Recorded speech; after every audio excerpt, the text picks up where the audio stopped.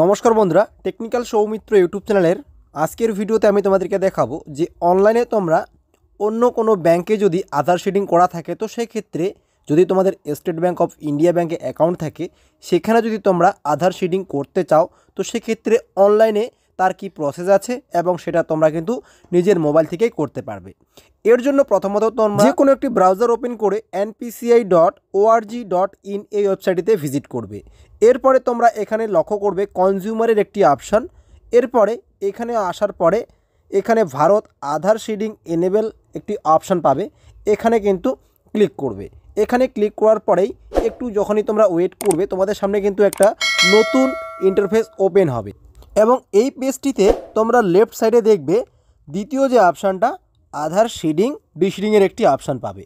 তো তোমরা কিন্তু এখানে একটা এই যে দ্বিতীয় অপশনটি আছে এই দ্বিতীয় অপশনটিতে যখনই ক্লিক করবে এবং এটার কিন্তু 7 মিনিটের সময় আছে বা 8 মিনিটের একটা সময় এখানে দেখাচ্ছে। তো এই 8 মিনিটের মধ্যে তোমাদেরকে এই স্টেপগুলো কমপ্লিট করতে হবে। তো আমরা এখানে আধার শেডিং এবং ডিশেডিংয়ের যে অপশনটি আছে এখানে ক্লিক করব।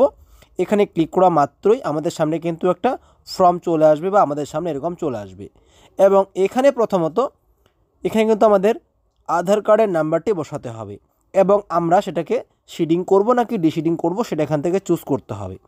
এরপরে তোমরা এটা ফ্রেশ আধার শেডিং করবে নাকি একই অ্যাকাউন্টে দুটো অ্যাকাউন্ট আছে এক অ্যাকাউন্ট থেকে অন্য অ্যাকাউন্টে ট্রান্সফার করবে নাকি অন্য কোনো ব্যাঙ্ক অ্যাকাউন্টে আছে তোমরা সেটাকে স্টেট ব্যাঙ্ক অ্যাকাউন্টে বা স্টেট ব্যাঙ্ক অফ ইন্ডিয়া ব্যাঙ্কে নিয়ে আসতে যাচ্ছ। তো সেক্ষেত্রে তৃতীয় অপশানটা চুজ করতে হবে।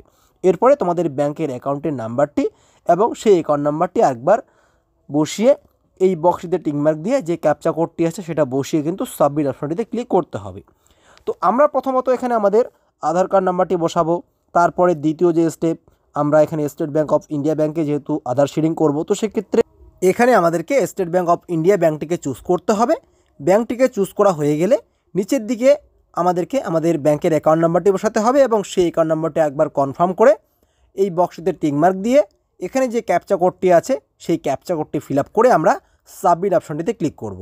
সাবমিট অপশনে ক্লিক করার সঙ্গে সঙ্গেই আমাদের সামনে এখানে কিন্তু টার্মস অ্যান্ড কন্ডিশনের অপশান চলে আসবে এবং তোমরা চাইলে এই টার্মস অ্যান্ড কন্ডিশনসগুলো পড়ে নিচের দিকে অ্যাগ্রি অ্যান্ড কন্টিনিউ অপশনটিতে ক্লিক করতে হবে। এরপর তোমাদের যে আধার রেজিস্টার মোবাইল নাম্বারটি আছে তো সেই আধার রেজিস্টার মোবাইল নাম্বারটিতে একটা 6 ডিজিট ওটিপি পাঠানো হবে।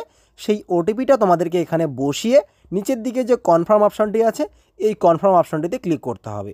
কনফার্ম অপশানটিতে ক্লিক করার সঙ্গে সঙ্গেই তোমাদের এখানে দেখিয়ে দিবে যে তোমাদের এর আগে কোন ব্যাঙ্ক অ্যাকাউন্টে আধার শেডিং করা আছে এবং তোমরা এখন বর্তমানে এটাকে স্টেট ব্যাঙ্ক অফ ইন্ডিয়া ব্যাঙ্কে আধার শেডিং করতে চাচ্ছ।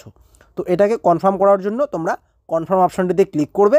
কনফার্ম অপশানে ক্লিক করার সঙ্গে সঙ্গেই তোমাদের এখানে কিন্তু কয়েক সেকেন্ড লোডিং হবে বা কয়েক সেকেন্ডের মধ্যেই এখানে কিন্তু তোমাদের যে স্ট্যাটাসটা আছে সেটা দেখিয়ে দিবে সাকসেস এবং তোমাদের আধার রেজিস্টার যে মোবাইল নাম্বারটি আছে এবং তার পাশাপাশি তোমাদের যে ব্যাঙ্ক অ্যাকাউন্টে মোবাইল নাম্বারটি লিঙ্ক আছে সেখানেও কিন্তু কনফার্মেশনের মেসেজ চলে আসবে যে তোমাদের আধার শেডিংটা সাকসেসফুলভাবে ম্যাপড হয়ে গেছে। এভাবেই কিন্তু অনায়াসেই তোমরা বাড়িতে বসে নিজের মোবাইল থেকে তোমাদের আধার শেডিং অন্য কোনো ব্যাঙ্ক অ্যাকাউন্ট থেকে স্টেট ব্যাঙ্ক অফ ইন্ডিয়া ব্যাঙ্কে করে নিতে পারবে। তো বন্ধুরা আজকে এ পর্যন্তই। ভিডিওটি ভালো লাগলে লাইক করবে এবং অবশ্যই তোমাদের বন্ধুদের সাথে আজকের এই ভিডিওটি শেয়ার করবে। তো ভিডিওটিতে অবশ্যই লাইক দিয়ে চ্যানেলটিকে সাবস্ক্রাইব করে সঙ্গে থাকবেন। ধন্যবাদ।